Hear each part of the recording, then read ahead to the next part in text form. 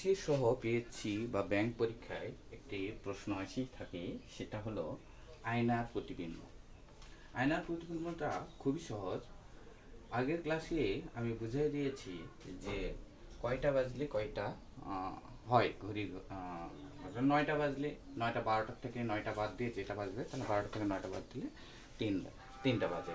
কিন্তু এখানে যদি মিনিট দিয়ে বলে, যদি ঘড়িতে 9টা 10 মিনিট হয় তাহলে আয়নার সময় কত, তাহলে এটাও একই সময়, বুঝছেন? একই মতো আমরা 12টার জায়গায় 11টা 60 লিখতে পারি তো, তাই না?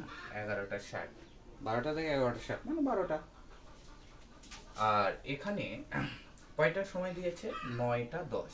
এই 9টা দিবেন আর এই 10 সরাসরি বিয়োগ দিয়ে দিবেন, তাহলে এখানে থাকে 50 আর এখানে থাকে 2। তাহলে কয়টা বাজে?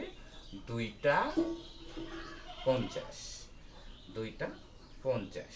আবার যদি বলে ঘড়িতে সময় 7টা 45, তাহলে আয়নার সময় কত?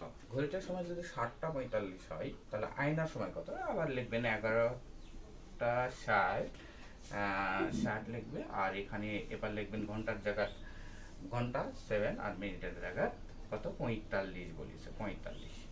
তাহলে 10টার মধ্যে 5টা বাজলে 5, হাত থেকে 1, 5, 1, 15 হয়। আর 7, 7 5 12 হয়, 7 4 11। তাহলে 4টা 15, এই 4টা 15, এই 4টা 15।